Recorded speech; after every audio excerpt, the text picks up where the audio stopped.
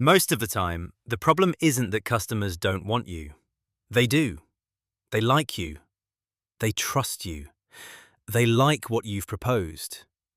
Then they say this: I really want you to do the job, but I've had a few quotes that are a bit cheaper. Is there anything you can do on the price? That moment catches a lot of decorators out, because it feels like rejection. But it isn't. It's a test. Before we go further, quick context. I've put together a short 5-minute painting business assessment for painters and decorators. It shows where things like quoting, pricing, and boundaries are quietly costing you money or control. No fluff, just a clear picture. The link's in the description below. Now let's talk about what's actually going on when a customer says that. First thing to understand: if they didn't want you, they wouldn't ask. They'd just go with the cheaper one and disappear. When a customer comes back asking you to look at the price, it usually means this: they see you as the safe option. They believe you'll do it properly. They think your work will last.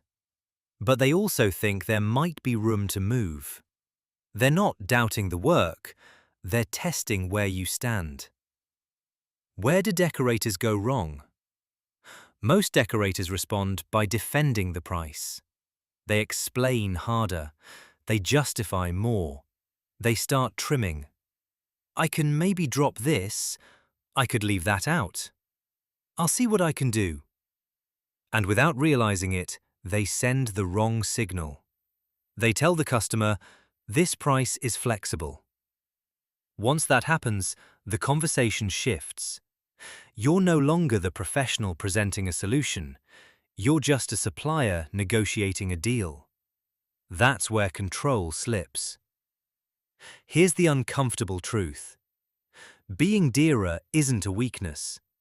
Giving the impression the price is up for discussion is. Believe it or not, no one haggles with the cheapest decorator. They haggle with the one they trust and hope will bend. That's usually the decorator who feels trustworthy, feels reasonable, feels like a decent human being. In other words, you. What strong decorators do differently? They don't argue the price. They don't compete line by line. They don't apologize. They don't bite. They calmly bring it back to the work. They make it clear that the price is tied to the standard, the responsibility, the longevity of the work, not to being a bit cheaper. That might sound like this: I understand there are cheaper quotes.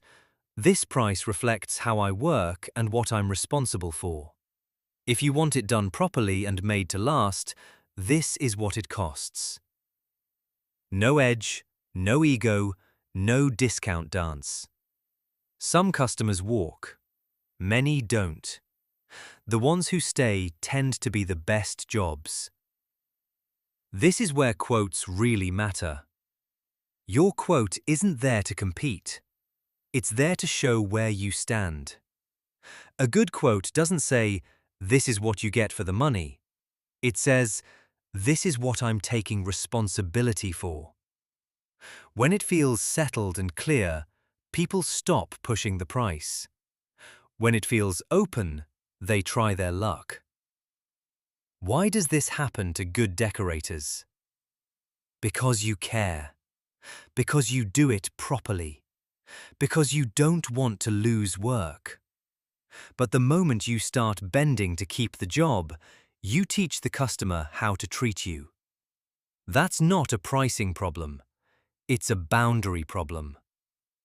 This is exactly what the assessment exposes. The painting business assessment looks at whether your business is quietly training customers to push back or clearly setting expectations from the start.